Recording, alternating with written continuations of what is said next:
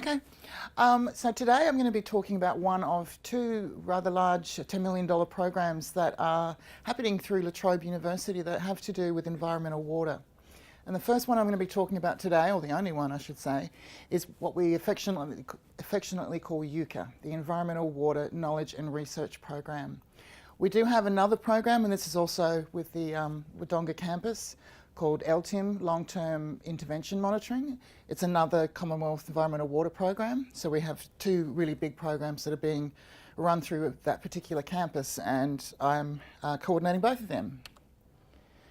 So I'm sure I don't have to preach to too many of you about the importance of water for the environment. I'd just like to point out that first image up in the corner there. I grew up in Adelaide, and when we got tap water out, that is not an exaggeration. And I didn't know that it wasn't common that you had to rest the water for a few minutes before you could actually drink it.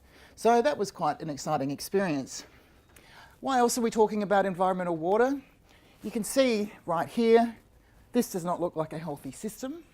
It's obviously got some sort of pollutant in it, so it's not good for the environment or for us. Of course, we've had all of the excitement with illegal extraction of water, which has led to problems.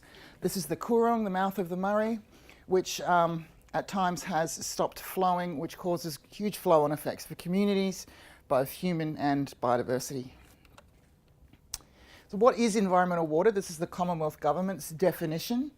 It's water that they have kept back to use to improve the health of our rivers, floodplains and wetlands. It is used for sort of rehabilitation. We all know that the Murray's are not in a very good condition, and the Darling is in an even worse condition, to be honest, because parts of the Darling, there's been no water flow in quite some time. And the Murray, if you follow it along, almost all of it now is an altered watercourse where there is some sort of barrier for the water to get through. So we needed to reintroduce some natural variability, because in a natural system, of course, we have pulses and peaks of water, and we have times where there's less water. And we need it because all of this regulation and infrastructure, and unfortunately people taking water, has led to, as I'm sure you've seen, huge political fights. I did a search just before I came down on the Guardian website for the week and found 7 articles already this week to do with water on the Murray-Darling Basin. So the top side here, you can see that's what I'm talking about with environmental water flows and other flows. So that's where it's managed. That's the key point where we're trying to do research to let them know, what do you do when you have water and you want to release it for the environment? Now, of course, right now there's a lot of pressure to release that water for farmers. But we're doing research to try and let them know where exactly they should be releasing the water for the environment. And it's other things too. The bottom slide over here, that's black water. We have black water events fairly commonly in the Murray, which causes massive fish kills, which has social and economic as well as environmental impacts. We have wetlands like the one in the bottom right-hand corner that haven't had water for decades, so they're pretty much dead systems. And again, that's the Coorong looking much healthier with water flowing through it. But as I said, there's been quite a few times now where it hasn't flowed at all, which has caused some pretty significant changes to the biodiversity of that region. So we have a $6 million project that's funded by the Commonwealth Environmental Water Office. It's $10 million over that 6 years. What we're trying to do is give them the scientific credibility and the scientific basis for how they manage their water flow. It's not good enough to just turn water on. You need to know what that's doing. You need to know when you need to turn it on. You need to know, in some cases, turning water on to support fish may have perverse outcomes for water, or for water quality, or for vegetation. So what we're trying to do is help them predict what those water flows are going to do when they do release them.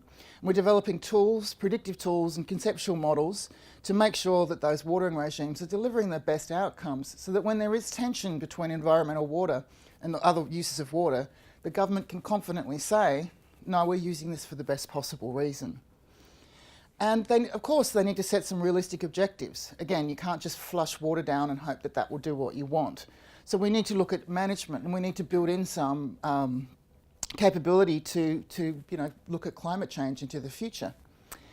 And there hasn't been a lot of monitoring of what these different flows do. So we're looking to improve them and, of course, to report progress, because in the Murray-Darling Basin Plan, there's quite specific information about what environmental water will do. But the government, until this project and the other one I mentioned earlier, wasn't really quite sure exactly what would happen. So we're trying to answer those questions.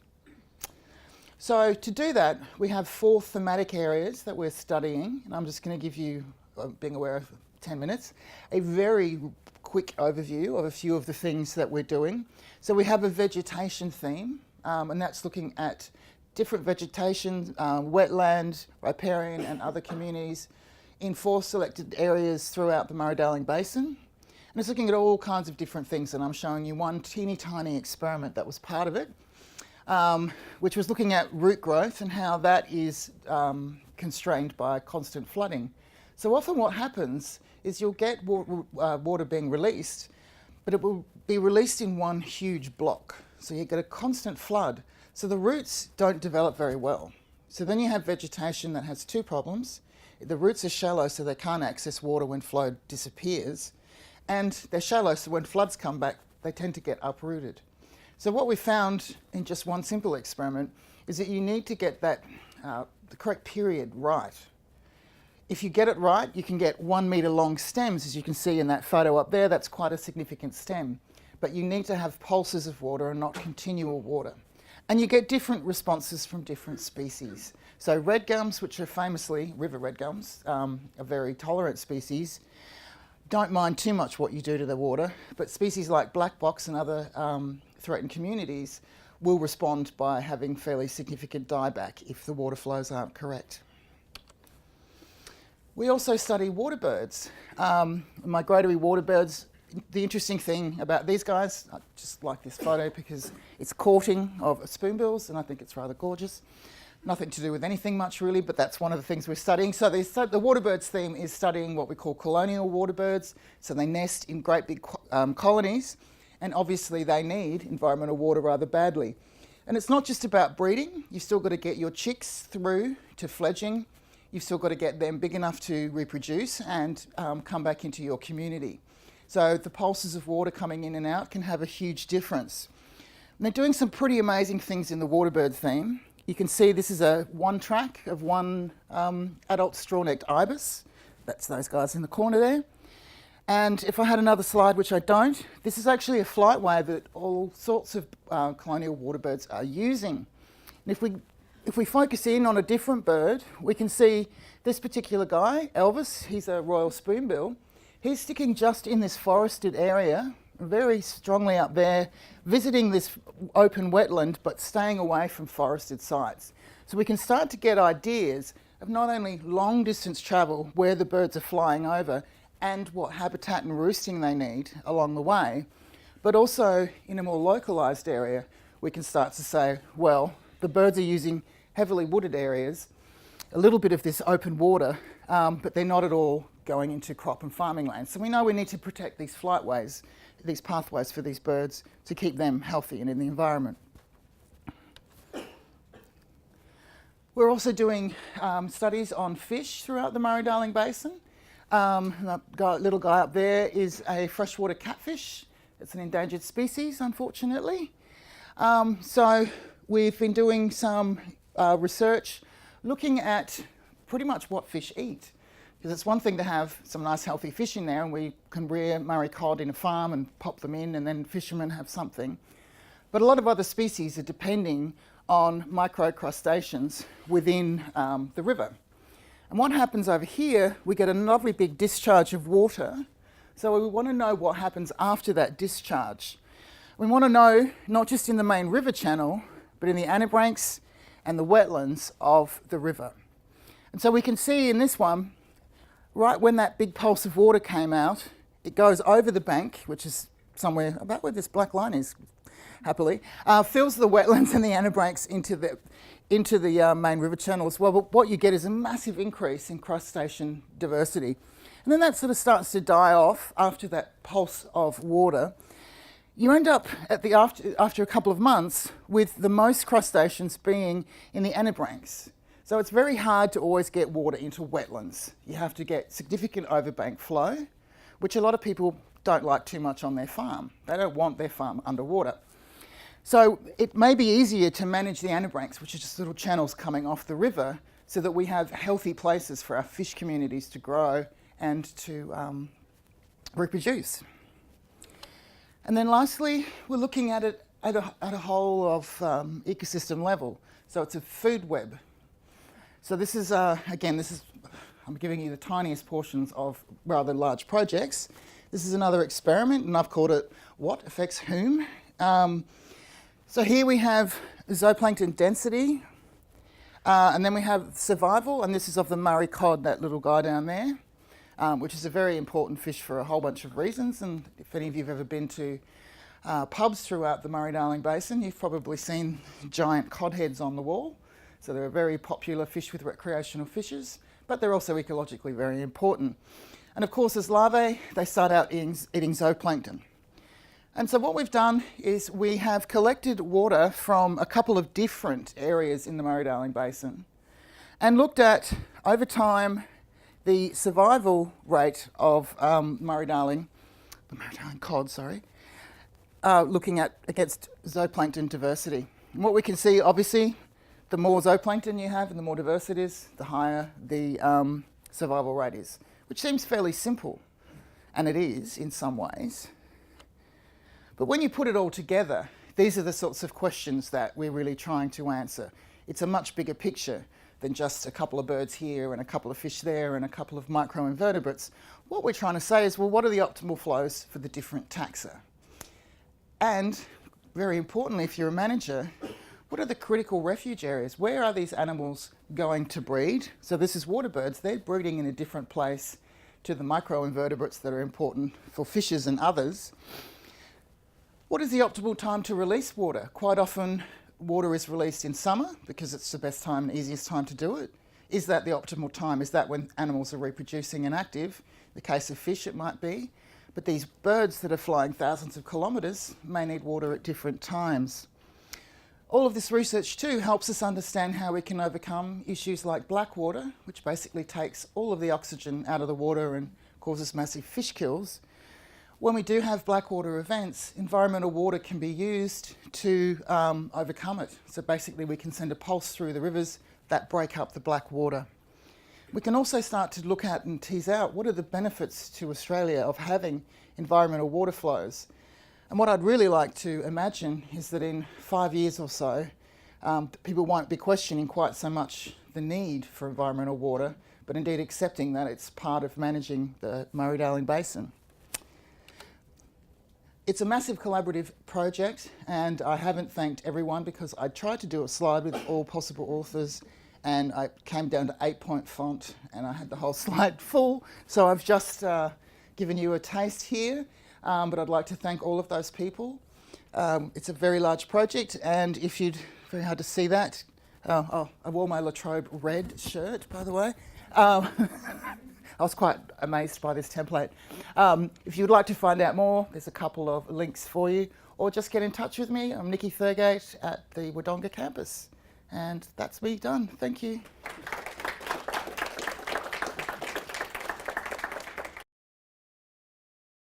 I've titled this Future Landscapes for People and Nature, and that's because this reflects the title of a research centre that we've only recently established at La Trobe University here, and I'm just going to give one example of the kind of research that's related to that. This is something I saw in the paper some years ago now, but it's quite striking. This is Roxburgh Park in suburban Melbourne. That's what it used to be like, and that's what it is now, or at the time when it was in the paper. And it's a striking example of the kind of landscape change that happens all around us all the time. And I use this in teaching and talk to the students about, you can see some of these trees here, and they're still there, scattered across the landscape, but they're in a very different context now. But landscape change is something that's a global phenomenon. Massive changes have occurred and are still occurring across the landscape. Just this morning I saw a figure and I thought I'd include it for you. Between 2000 and 2012, 2.3 million square kilometres of forest was lost globally. Now, to put that in a context, what's 2.3 million square kilometres? We can convert it to hectares as 230 million hectares, but to make it kind of make sense, that's equivalent to 33 Tasmanias being lost in that 12 years. It's a kind of extent of transformation happening around the world in all sorts of ways. This is the kind of clearing in the Amazon with that herringbone effect, with roads go in and then clearing extends out from the roads, and the tropical forest is no longer a large wilderness area, and it's changed. Here's one in Mexico, clearing and agriculture moving back up into the mountains. So the kind of theme that we have in our research centre is this one. How can we maintain natural ecosystems, the services they provide, and human well-being in landscapes under increasing pressure from resource consumption and climate change? So we're grouping our research and the directions we're taking around these kind of themes here. What are the drivers of change? What are the consequences of change? And that's where a lot of our research is focused. And what are solutions? We want to be able to provide solutions and novel approaches for sustainable landscapes in the future. And it's things we know about, but also things that are going to be different and change in the future. So here's some relevant in Australia. Fire, changing climate, changing fire regimes. What is the consequence going to be in the future of the increased level of bushfires that we've had, planned burning? So there's questions around understanding that kind of change. This one down the bottom here is all blue gum plantations, so agroforestry, massive areas in Western Australia and southwestern Victoria, changing the landscape by putting trees back for various reasons. Lifestyle properties in bushland, peri-urban development is one of the changing features of southeastern Australia, and agricultural land in many places is worth more to subdivide and sell for lifestyle properties than it is for commercial production agriculture. And then perhaps emerging things, energy. This is one of those large areas with these are just all solar panels here, solar panel farms, wind farms. Our demand for energy is going to bring about land use change in ways we're probably not aware of yet. And this is all in a country that has a highly variable climate. The bluer it is, the more above average rainfall it is, the redder or orange it is below. And here's just contrasting 3 years. And you can see the extraordinary natural variability. And then 2002 was the first of the really bad years in the millennial drought we had, the worst drought on record in southeastern Australia. And we're hearing a lot about drought at the moment. And drought complicates these other kinds of land use change. So I wanted to give a brief case study in relation to rural landscapes and vegetation change in rural landscapes is where I've been interested for a fair bit of my career. And this is a typical landscape up in north central Victoria, looking out across the northern plains going up to the Murray River. And you can see here's the traditional farming in the background, hay there, but vineyards in the front here. So it's a changing kind of land use with the vineyards being employed there. And it looks like there's a lot of trees there, but when you look closely, almost all of those trees are linear strips along roads and streams. And so there's less than 10%, probably there, only about 5% native tree cover remaining in that production landscape. So we're interested in what's the effect of landscape change, and we worked with woodland birds as a group of interest. Woodland birds, here's some of the robins. Australia has beautiful, colourful birds. These are some examples. Woodland birds are a group about which there's conservation concern about decline across the southeastern Australia and the southwest. But they're also things that people respond to. People who live out in rural areas, seabirds, there's large numbers of species. They're representative of different kind of environments, and they're indicators of change that is occurring. So we can measure changes in woodland birds as an indicator of landscape change, but also in terms of their own conservation value. So we set about working across north central Victoria, and each of these little squares here is a landscape of 10 kilometres by 10 kilometres. And you can see here's Bendigo, St Arnaud over there. It's across that north central Victoria, mostly in the plains. And we chose these to represent different patterns of remaining native vegetation that's existing out there, ranging from a high level like this one here, where there's a large amount of native vegetation shown in dark, through to some like up there where there's very little, less than 2%. So it's a sort of a gradient of changes in native vegetation. And we ask questions about how do woodland birds respond to this pattern of change over time. Now, I don't have time to go into all of that. There's a full hour seminar or more in just doing that. But I wanted to pick out just one snapshot. One of the questions we thought about was, what's the value of streamside vegetation? This is along the Loddon River in northern Victoria. But through a lot of these rural landscapes, there is little narrow strips of vegetation, native eucalypt vegetation along the creek lines, from little narrow ones that might be only 20 metres wide or so, up to some of the wide strips of hundreds of metres wide along the Goulburn River. And here, this one here is tens of metres wide with the distinctive river red gums. And these areas often are crown land on the wider streams. So what's the role and value? And we suspected that these sort of streamside areas would be important because they're close to water and they're often on productive soils, and there's likely to be more moisture and more productivity and growth through the drier times in the year. And that's what turned out to be. So we had 10 survey sites in each of those landscapes that we went back to over a 12-month period and surveyed them. We had 3 in what we call riparian or streamside vegetation, so we deliberately located them in streamside vegetation. And we had the other 7 were in the non-streamside or non-riparian vegetation, and we were able to compare the avifauna there. And the first thing we found was, at a site level, the sites in the streamside vegetation are relatively rich.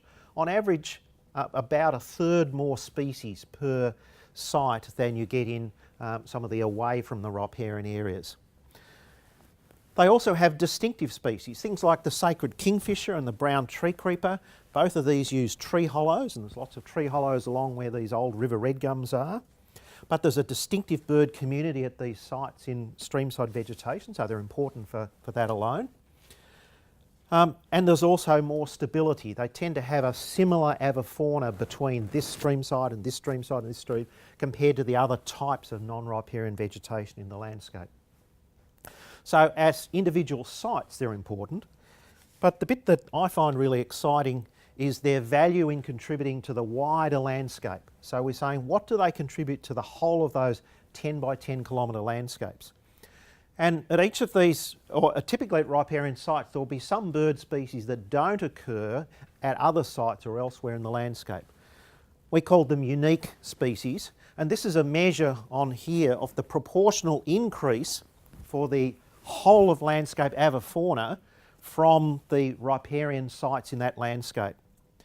And along the bottom here is the amount of native vegetation in the landscape. So our 10 by 10 kilometres had 10,000 hectares. And what you can see here is there's a significant pattern. Each of these is one of our landscapes. That as you go down from the landscape's got a larger amount of tree cover, about 60%, down to less than 10%, there's an increase in the extent to which the streamside sites are contributing to that landscape-wide avifauna. So in other words, they're valuable, they're in many ways disproportionately valuable in the landscape because of the way they're contributing to the overall avifauna in the system. So not only are they valuable at a site level, they contribute to the whole landscape. And I argue that streamside vegetation, protecting it, restoring it, maintaining it, is a win-win solution. There's all sorts of others. Nikki would appreciate having the riparian vegetation along the streams enhances water quality. Leaves and foliage fall in and provide the nutrient base for aquatic ecosystems, important for fish and aquatic life, and of course for scenic value and recreation. They're great places to go and just walk along and to see.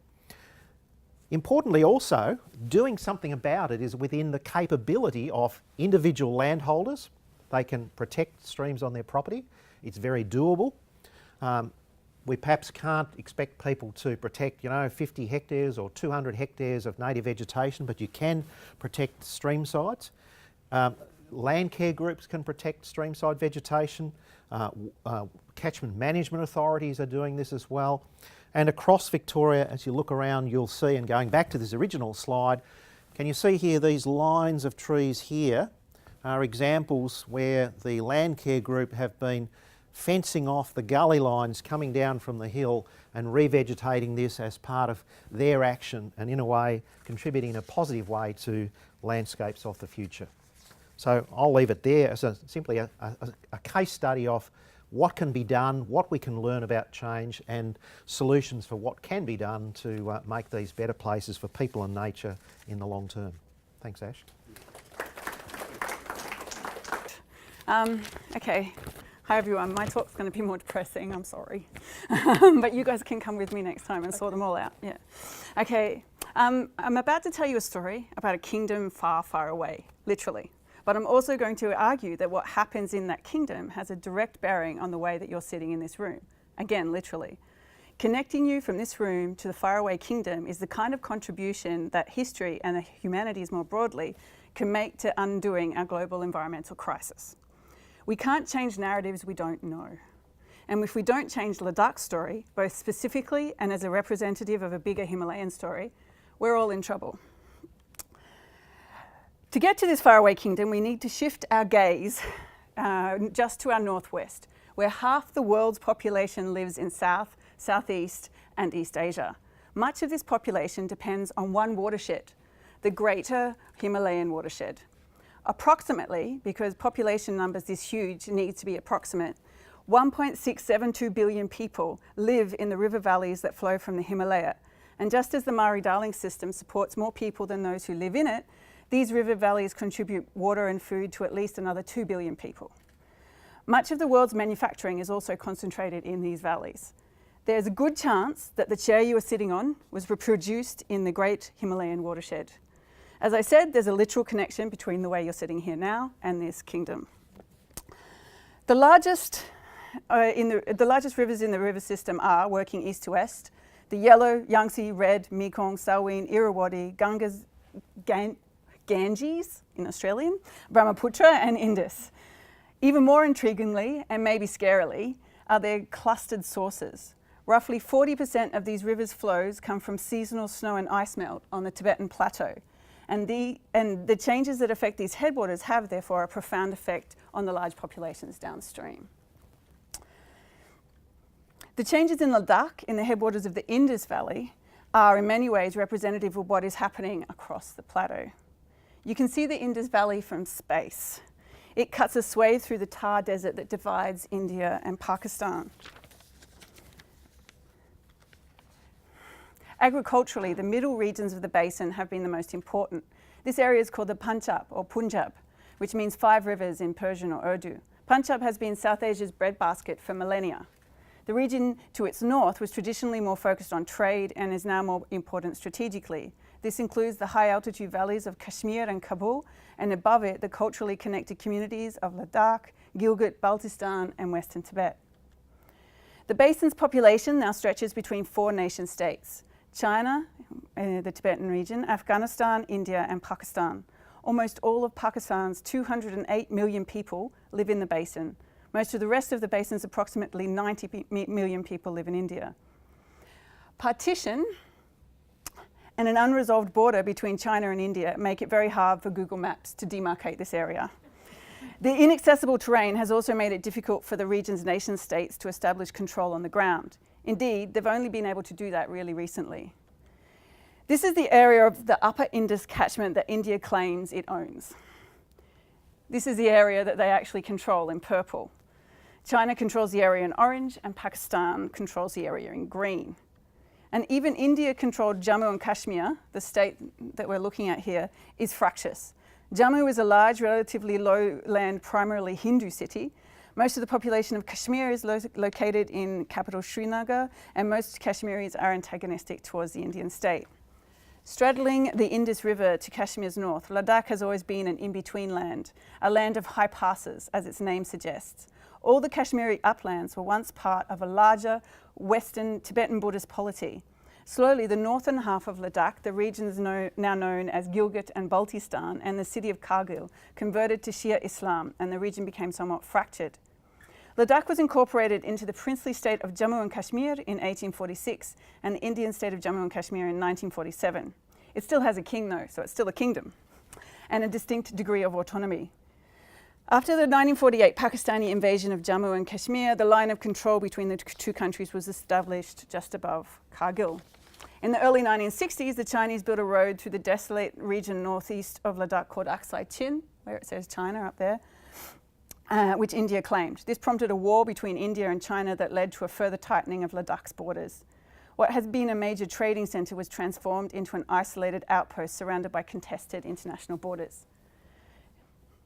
And despite other changes, until recently, livelihood strategies in Ladakh had not changed. Where they could, Ladakhis irrigated river flats. Until about 20 years ago, these communities' water came almost entirely from snowmelt. The snow fell in winter and melted in summer. A clear telltale sign that this is a low precipitation region are the roofs on the houses. They're not built for rain. In valleys where there wasn't enough water for irrigation, on marginal land on the edges of lakes, the Ladakhis became pastoralists. About 20 years ago, these lakes began to change too. This used to be a lake. Both irrigators and pastoralists have had to adapt to a dramatic change in the weather cycle that has seen less snowfall in winter and more intensive rain in summer. Snowmelts stay around longer. Rain events flush through Ladakh. The lakes have started to dry up, and the nomads are now grazing their yaks, cows and sheep on what were lake beds like Tsokar in southern Ladakh, this one. The agriculturalists are now investing in tourism and tin roofs. No one denies anthropogenic climate change in Ladakh. Most of these changes have been relatively slow, easier to adapt to, but the increase in GLOFs, that's short for glacial lake outburst floods, and CLOFs, which are cloud lake outburst floods, which are basically supercells dumping the equivalent of a lake in one hit. Avalanches and landslides with their attendant loss of life have been harder. In 2010, a CLOF led to 250 deaths in Leh, Ladakh's capital. The army has also lost soldiers to avalanches and landslides and are visibly committed to environmental programs in the region. But this is probably not enough. Their mere presence among Ladakh's glaciers is climate changing. Now, will it work? Yes. Okay, this is the army has at least doubled Ladakh's population. These troops live, patrol and produce excess nitrogen and ammonia, i.e. human waste, in and around glaciers. They rely on large convoys of diesel trucks and generators. Indeed, until recently, the whole region's power needs were met by diesel generators. And the other version of the video, this says, "The Indian Army welcomes you to the Changtang. Keep it litter-free." And it's covered in diesel fumes. It was going to be really good, except the video didn't work. Anyway. The diesel from the generators and the trucks has helped to create a layer of soot on the region's glaciers, black carbon, which exacerbates climate change.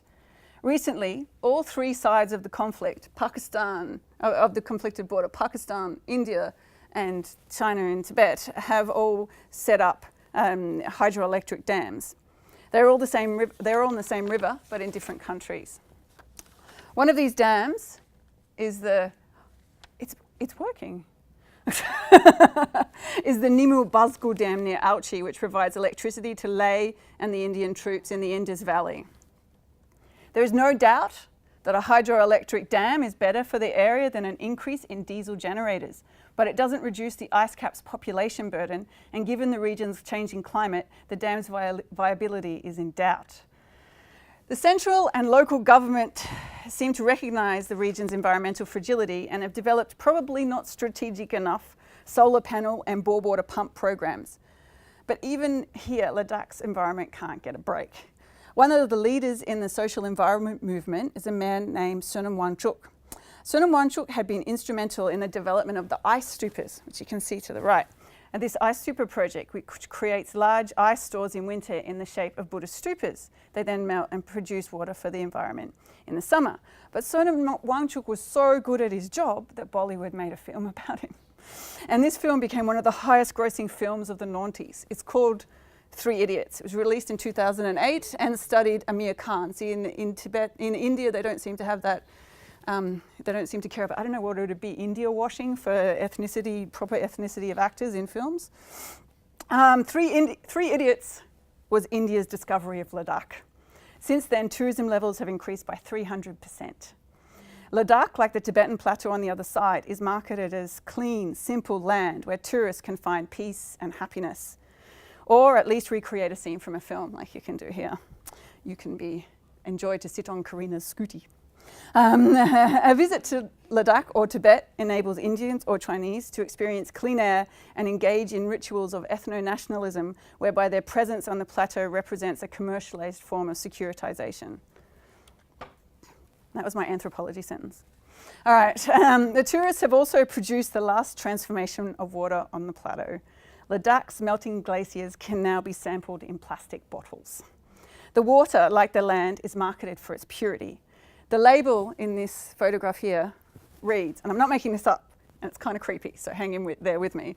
It's speaking on behalf of the water, right? And it says, "I look back on life, it's funny how things turned out. You, the creator of sirens and honking cars, yearn for the solitude of the mountains. You, a connoisseur of fast food, and now gaze at water that took years to gather natural minerals as it trickled down from the Himalayas to within your reach. And I, some of the purest water in the world, stand here trapped in a bottle. Come, come enjoy the irony, live natural."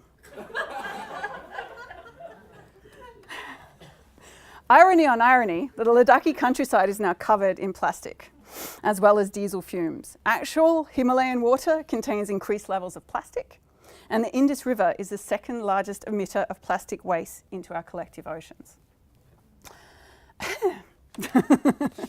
So, now you know the story of Ladakh, a faraway kingdom from which you may soon be able to buy Himalayan water in your local store. But now you know its story, hopefully you won't buy the water.